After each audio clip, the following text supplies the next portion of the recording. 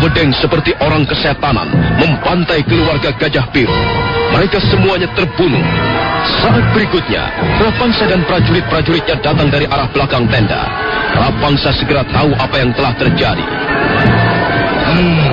Nampaknya kau sudah menyelesaikan mereka, Rawedeng.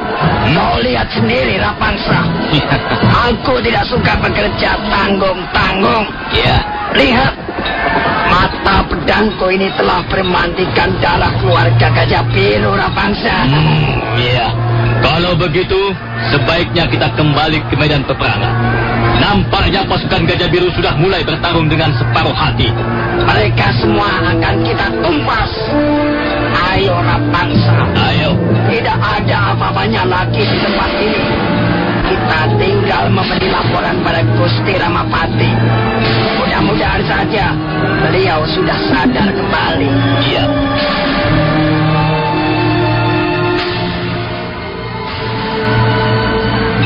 Rawedeng, Rapangsa dan prajurit-prajuritnya segera melangkah meninggalkan tenda perkemahan keluarga Gajah Biru.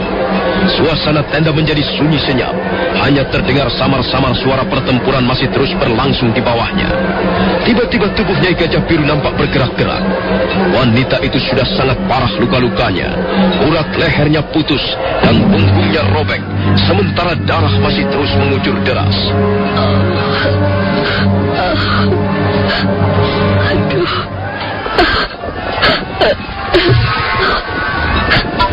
Anak-anakku. Di mana anak-anakku?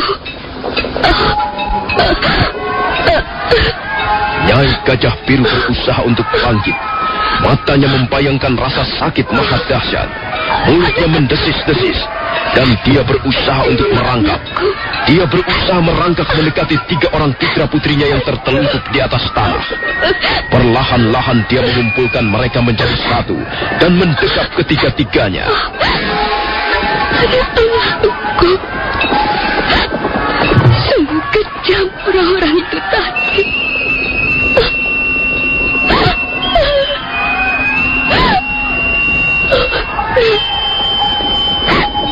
Akhirnya kalian bernasib seperti ini.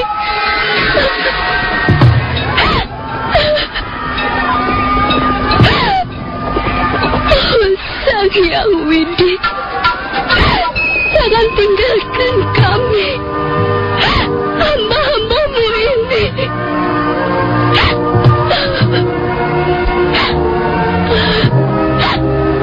Ayo nak, ayo Ken, ayo anak-anakku, ayo bersama-sama ibu pergi ke surga loka.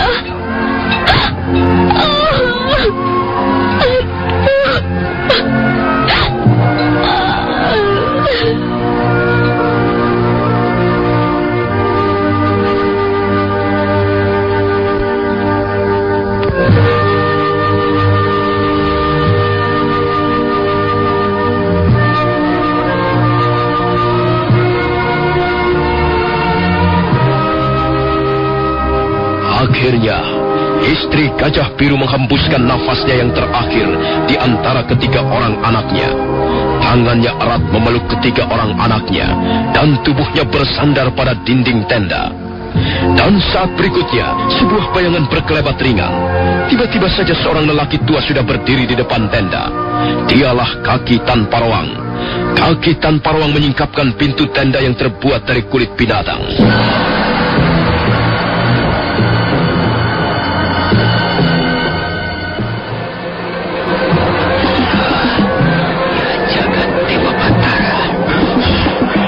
Siapa yang telah melakukan kekejaman seperti ini? Manusia. Sungguh-sungguh perbuatan biadab. Ini pasti pekerjaan manusia, berarti hewan. Sudah berpuluh tahun aku menyaksikan berbagai macam kejahatan. Tapi belum pernah aku melihat kejahatan sekejam ini. Setan. Setan neraka. Ini pasti perbuatan iblis dari dunia hitam. Gemeretak gigi kaki tanpa ruang menyaksikan pembantaian dalam tenda keluarga Gajah Biru itu. Tiba-tiba laki-laki tua itu menjejak tanah kuat-kuat, kemudian melepaskan ikat kepalanya yang berwarna hitam legam.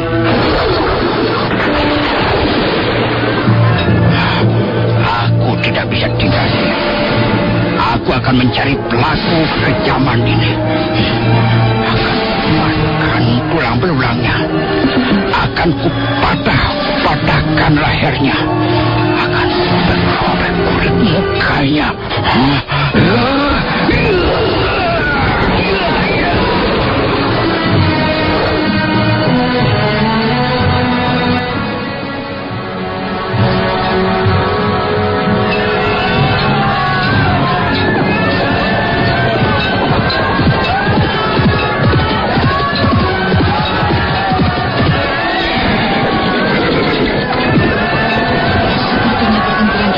Selesai, Kakang. Iya. Kuharap pertempuran yang tidak adil ini akan segera selesai. Heran. Sisa-sisa pasukan Gajah Biru masih juga bertarung dengan gagah berani. Padahal mereka perang tanpa pimpinan lagi. Mereka semua akan binasa. Sebelum matahari tenggelam nanti, tempat ini akan bertimbul bangkai manusia. Apakah kita tidak bisa mencegahnya, Kakang? Aku tidak ingin berdebat lagi dengan Paman Ramapati, Budi. Benar-benar kecewa melihat sikapnya. Tapi hal ini dapat membahayakan nama baik Majapahit. Kukira Sang Prabu tidak akan setuju melihat pembantaian seperti ini. Ayo, Kakang. Ayo kita temui Paman Ramapati.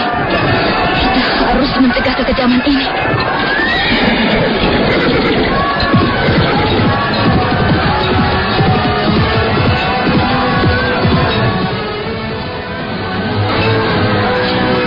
Arya Kamandanu dan Sakawuni membagi kudanya menuju tepi medan peperangan. Beberapa kali kuda mereka terpaksa melompat menghindari beberapa orang prajurit yang tengah saling menikam, saling membabatkan senjatanya masing-masing. Tak lama kemudian, mereka tiba di depan kerumunan orang-orang. Nampak Sang Ramapati duduk di atas tanduk, dijaga puluhan prajurit. Sang Ramapati tengah memberi petunjuk Rawadeng, Rapangsa, Rayuyu dan Rapanya mengenai rencana pemusnahan kaum pemberontak.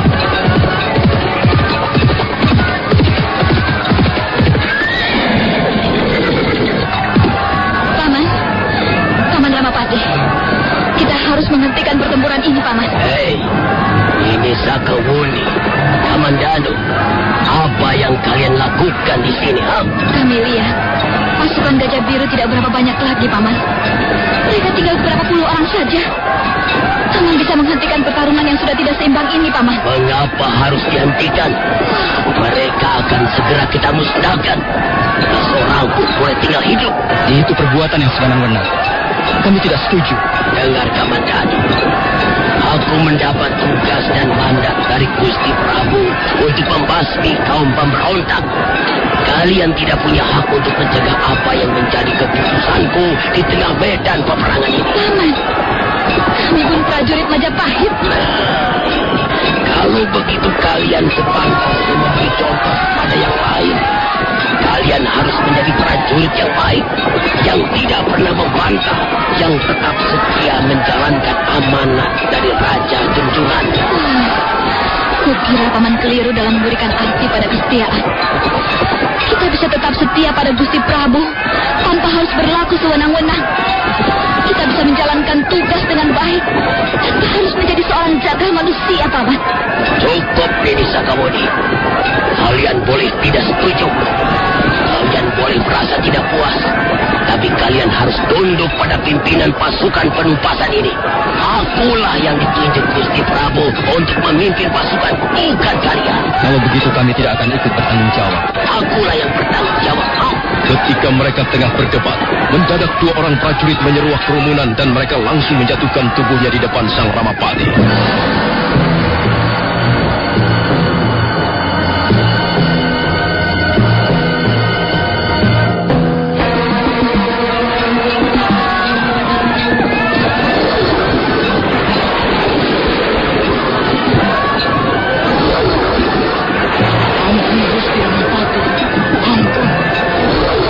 Laki-laki tua mengamuk di tengah meja peperangan.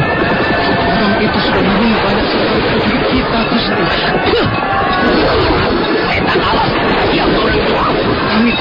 Gusti.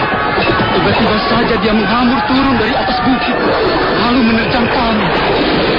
Nampaknya dia ingin membela keluarga Gajah Biru. Mungkin dia masih sanak keluarga Gajah Biru, Gusti. Kalau begitu dia harus segera dibunuh. Ayo Raudeng dan kau Rayuyuk, selesaikan orang itu. Baik, Gusti.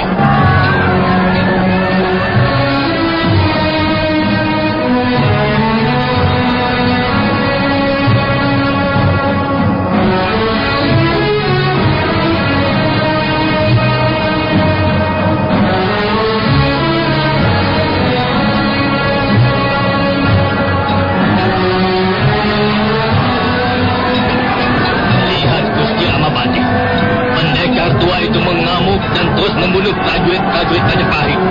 Dia menggunakan senjata kawin. Jar, nampaknya Raudeng dan Rayuyuk kerepotan menghadapi orang itu. Jadi Sagawali dan kau Kamandanu, mengapa kalian berdua masih tinggal diam?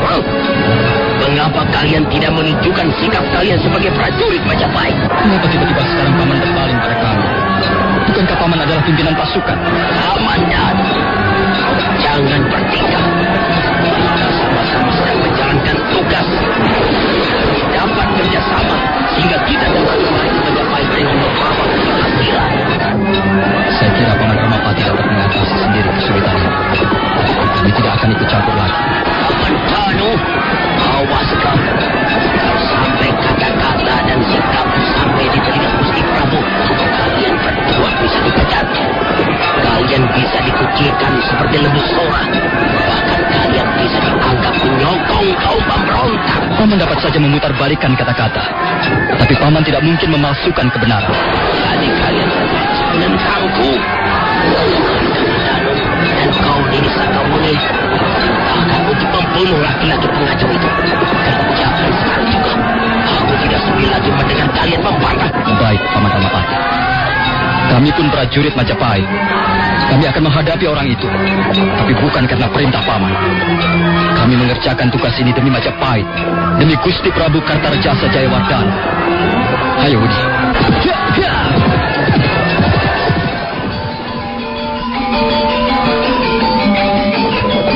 Arya Kamandanu dan Sakawuni langsung memacu kudanya meninggalkan tepi medan peperangan.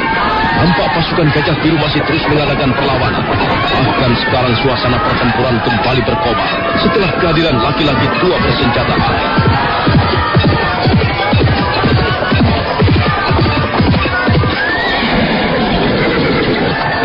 Tunggu, Wudi.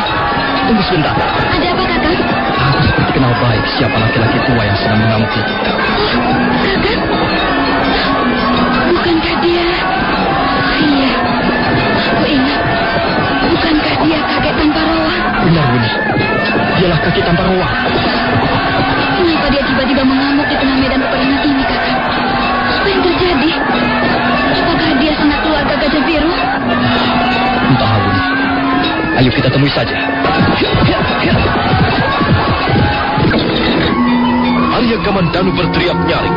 Seketika pertempuran berhenti dan suasana menjadi hening. Arya Kamandanu dan Sakawuni buru-buru melompat dari punggung kuda, kemudian mendekati kaki tanpa ruang yang masih berdiri dengan kuda-kudanya. Laki-laki tua itu serentak mengipaskan ikat kepala hitamnya yang terkenal dengan sebutan ikat kepala geledek. Tunggu, kaki. Tunggu. Apakah kalian pimpinan binatang-binatang liar itu? Apakah kaki tanpa ruang sudah lupa pada kami? Kami masih dapat mengenalimu, Kaki. Siapa kalian ini? Awas, jangan coba-coba mengecohkanku. Saya Arya Kamandanu, Kaki. Dan dia Nini Sakawuni. Kalau tidak salah kita pernah bertemu beberapa kali. Salah satu di antaranya ialah ketika saya masih berada di lereng Gunung Arjuna. Waktu itu kaki tanpa rawang dan Nini Raka Runting tengah menunggu istri saya, Messi, yang baru saja melahirkan. Benarkah kau itu Arya Kamandanu? Setan buruk. Apa yang kau kerjakan di tempat ini, Kamandanu? Kami berdua mendapat tugas dari pemerintah Majapahit untuk memadamkan api pemberontakan Gajah Biru, Kaki. Iya, Kaki. Kami berdua berada di tempat ini untuk mengemban tugas negara, Kaki.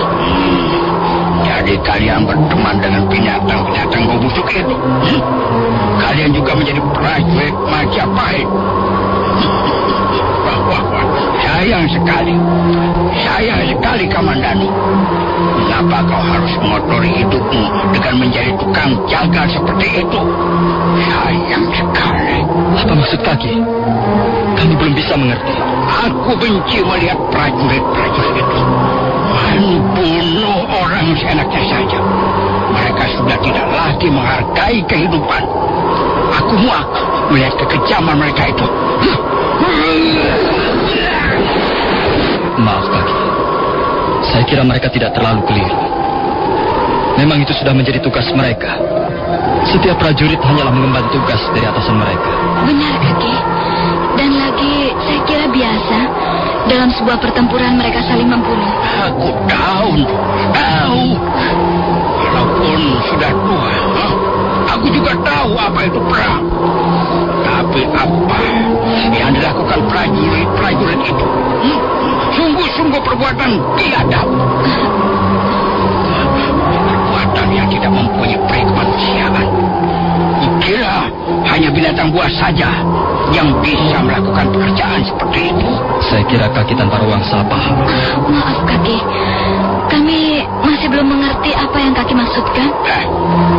Siapa yang harus bertanggung jawab atas peristiwa kotor ini? Komandan, siapa? Kau? Atau kau Sekawuni? Atau pemerintah Majapahit? Sungguh-sungguh memalukan sekali. Kau harus melaporkannya pada Gusti Ratu. Katakan pada Sang Prabu bahwa prajurit-prajuritnya telah berbuat kotor. Katakan, kalau Sang Prabu tidak segera bisa menangani masalah ini, maka cepat atau lambat Majapahit akan runtuh menjadi debu sejarah. Maaf, Kaki. Dapatkah Kaki memberikan keterangan yang jelas? Apa yang Kaki maksudkan dengan perbuatan kotor? Kau Kamandanu dan kau Sekawuni, aku tak ingin berkata dusta pada kalian. Kalau kalian ingin melihat buktinya, sekarang juga naiklah ke atas lereng bukit itu. Di sana nanti kalian akan dapat melihat pemandangan yang sangat menyakitkan. 2 orang wanita terbunuh dan mereka hampir putus, dan 3 orang bocah terkapar memandikan darah. Mereka semuanya mati secara mengenaskan. Coba, perbuatan siapa itu? Siapa yang harus bertanggung jawab?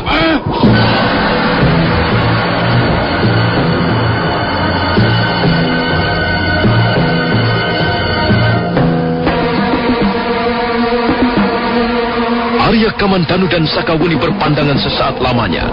Kemudian mereka pun melompat ke atas kudanya masing-masing, lalu melarikannya menaiki lereng bukit. Dalam hati mereka masih dipenuhi tanda tanya besar.